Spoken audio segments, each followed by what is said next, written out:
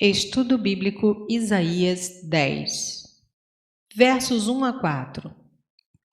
Um ai é pronunciado sobre aqueles juízes injustos e oficiais do governo que abusavam do poder, oprimindo seu povo e pronunciando sentenças e decretos injustos para seu próprio ganho pessoal.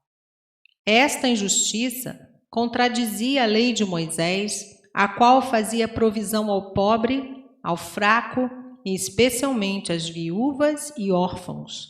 Deuteronômio 14, 29. Eles teriam suas iniquidades devidamente castigadas diante do tribunal da justiça de Deus. Perderiam todas as suas propriedades desonestamente adquiridas quando os invasores estrangeiros despojassem de tudo o que tinham, levando-os como miseráveis prisioneiros para o cativeiro. A vossa glória referia-se aos tesouros e valores que tinham em substituição de Deus, a verdadeira glória de Israel. A mão ainda está estendida em juízo para aqueles que não aceitaram a disciplina divina, que não se deixaram impressionar pelos perigos ao derredor. Verso 5. Agora, um ai é pronunciado sobre os assírios, a ferramenta que Deus está usando para trazer juízo sobre o seu próprio povo. Ele fez o mesmo com a Babilônia, que enviou mais tarde contra Judá. Abacuque 1:6.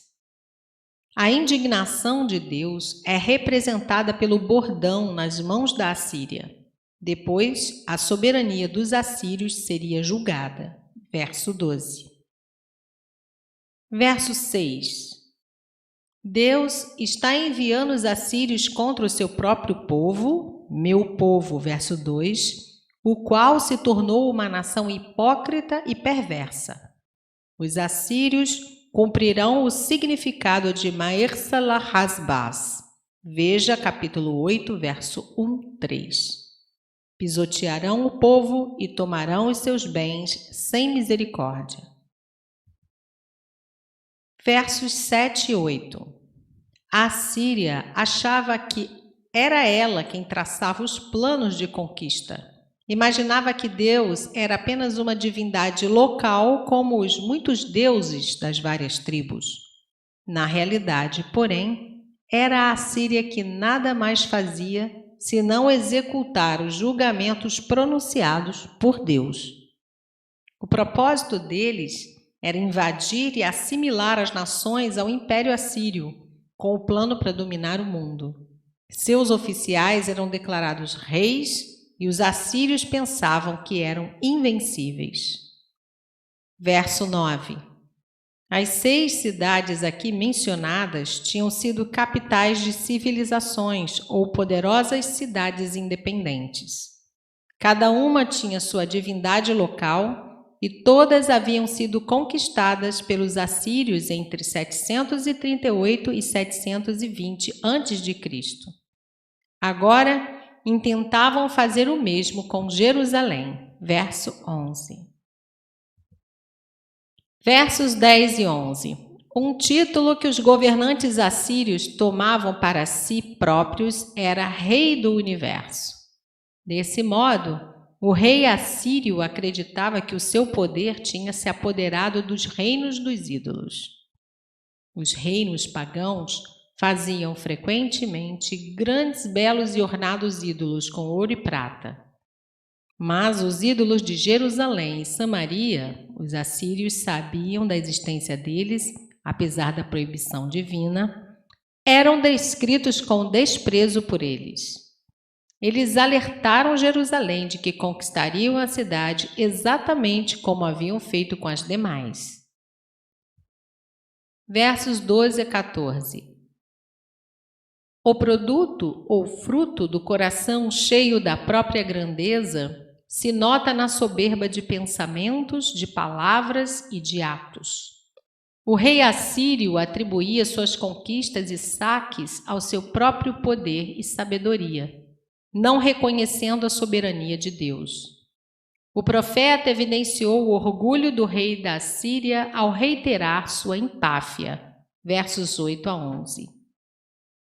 Ele descobrirá então que não estava lidando com ídolos ou imagens esculpidas, mas com o Deus poderoso do céu e da terra. Verso 15.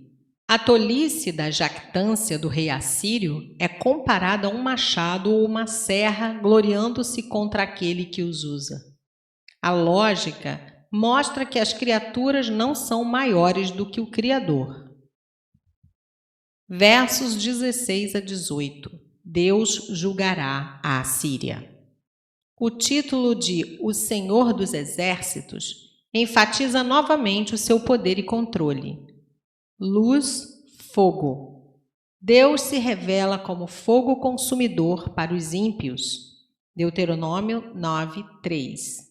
E como luz inspiradora para os fiéis. Salmo 27, 1 e João 1, 5. Em um dia. Pode indicar o cumprimento histórico da profecia que se lê em 2 Reis 19, 35. Isaías 37, 36. Outras profecias contra a Síria. Naum, capítulo 1, versos de 1 a 3, verso 19. Sofonias, capítulo 2, versos 13 a 15. Verso 19. O que sobrasse dos soldados assírios seria um resto tão pequeno que até uma criança poderia contá-los. Versos 20 a 22. Naquele dia. Geralmente significa o dia do Senhor, um remanescente ou um resíduo. Justo terá esperança em Deus. Os resíduos se converterão é o nome do primeiro filho de Isaías, capítulo 7, verso 3. Assim, aqui é enfatizado novamente que o juízo será severo. De todo Israel, logo só sobrou Judá depois do cativeiro de 722 a.C. De Judá sobrou apenas o resto, que foi levado para o cativeiro na Babilônia em 597 a.C. Dos cativos sobraram apenas os que quiseram restaurar Jerusalém em 538 a.C. Dos que voltaram, salvaram-se da civilização pagã, apenas os macabeus e seus seguidores em 331 a.C. E, finalmente, quem sobrou para constituir o verdadeiro Israel, obediente a Deus, foi Jesus, cujos membros são feitos pela sua graça no novo Israel de Deus. Isto já fora determinado até no nome dado a um dos filhos de Isaías. Um resto volverá. Capítulo 7, verso 3. Volver é voltar-se para Deus. É o arrependimento, a conversão e a fé que daí em diante se tem. Sempre deverá haver um remanescente, porque Deus nunca quebrará a promessa feita a Abraão. Miqueias 2, verso 12, Romanos 9, 27 e capítulo 11, verso 5. Verso 23. No meio de toda esta terra. Neste caso, a palavra se refere ao mundo inteiro, prendendo-se especialmente ao império da Assíria, inclusive aos israelitas. Versos 24 a 27. Os opressores egípcios, Êxodo 1, de 8 a 10, também maltrataram os escravos israelitas antes deles saírem do cativeiro. A indignação de Deus abrange todo o período do exílio de Israel. Capítulo 26, verso 20, Daniel 11, 36. Aqui está a promessa de que ela terá um fim por ocasião do retorno do Messias. Capítulo 11, versos de 1 a 16. Como aconteceu em Horebe, referindo-se à vitória milagrosa de Gideão, semelhantes portentos seriam desencadeados contra os opressores assírios para libertar das suas invasões o restante dos israelitas. 2 exemplos são tirados da história da redenção. a derrota de Midian na rocha de Horebe, um líder midianita, Juízes 7:25, e a vitória sobre o Egito no Mar Vermelho, Êxodo 14:26-28. A retirada desse jugo está relacionada à futura libertação de Israel da compulsão de prestar serviço aos opressores estrangeiros. Versos 28-32. Uma descrição da marcha dos exércitos da Assíria contra Jerusalém, do norte para o sul, contendo a lista das cidades pelas quais haveriam de passar, terminando na sua própria ruína. Nob se acha a 16 quilômetros de Jerusalém. Ali, às vistas de Jerusalém, eles a ameaçaram arrogantemente. Quanto a um retrato semelhante da invasão da Assíria, mas vinda do sudoeste, ver Miqueias 1, de 10-16. Versos 33-34. Embora os exércitos assírios tenham alcançado os muros de Jerusalém, o Senhor da libertação, o Senhor dos exércitos, interveio e os fez voltar derrotados. Mais tarde, Isaías registrou o cumprimento literal dessa profecia.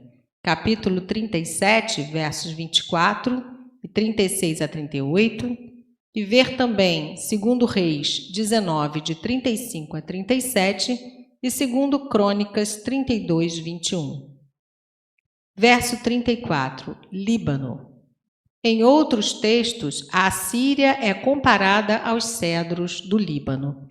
Capítulo 2, verso 13, 37, verso 24 e Ezequiel 31, verso 3.